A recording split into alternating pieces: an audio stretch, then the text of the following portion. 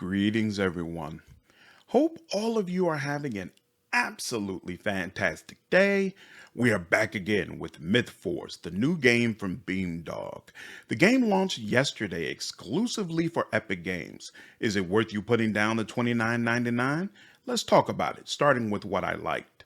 Reinforcing what I said last week, the game looks great.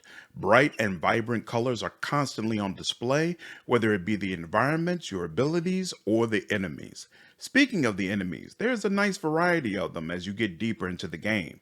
During my playthrough, everything from undead skeletons, mushroom people, witches, and lizardmen tried to stop me. The art team has definitely knocked this out of the park. This might be the only time you hear me say this, but I like that the game is family friendly. Considering it's based on 80s cartoons, it makes complete sense that there is no gore or blood of any type. If my daughter was older, I could absolutely see her and I sitting on the couch and playing this together. Everything doesn't have to be dark, and I think Beamdog has chosen the right tone for this game. I also like that all the heroes you can choose from feel distinctive, at least to start the game. Over time, you can pick up perks or weapons that blur the lines between them, but as far as base skills, playing Victoria was totally different from playing Maggie, and I really appreciated that. The game allows you to progress in multiple ways. Of course, since this is a roguelite, it is expected your team will be wiped.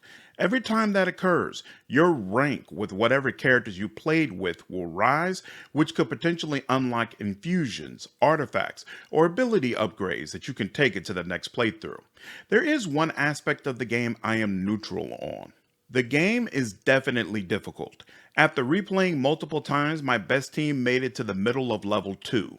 Avoiding damage can be challenging, and it is rare that you get health potions.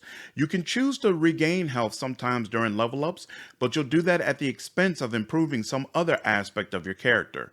On the one hand, I understand because of the type of game this is, the difficulty is kind of the point.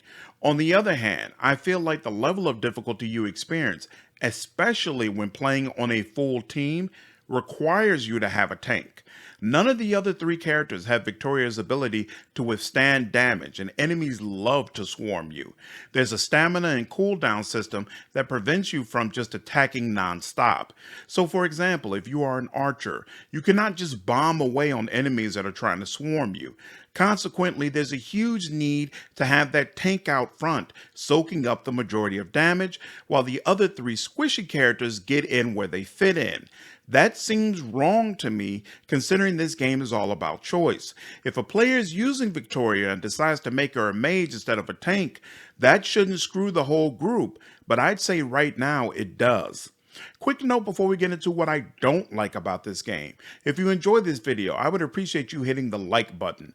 This information tells me which content the channel is enjoying and helps my videos spread to more people. I really appreciate all of the support. Alright, now let's get into what I disliked about this game. Honestly, I could talk about a lot of different things. The game feels empty, there are little to no story elements, the music never changes, blah blah blah. All of that is true, but it will probably be fixed over the course of early access. The real issue that I am not confident will be fixed is, frankly, the game is not crazy enough. I know that is weird to say, but I don't know another way to state it. The marketing campaign for this game is wild and promises an amazing old school good time. I don't believe the gameplay delivers on that. I am basically supposed to be He-Man or a Thundercat, right? Then I should be able to go bonkers, slinging arrows or bombing enemies with spells. Why does this game even have a stamina system? When did we see He-Man get tired and stop swinging his sword? If you are going to have the game in this setting, then you need to go all the way and deliver on that. It almost seems like Beamdog believes the priority should be an authentic roguelite experience. I don't agree with that at all. Being a roguelite is not what actually distinguishes this game.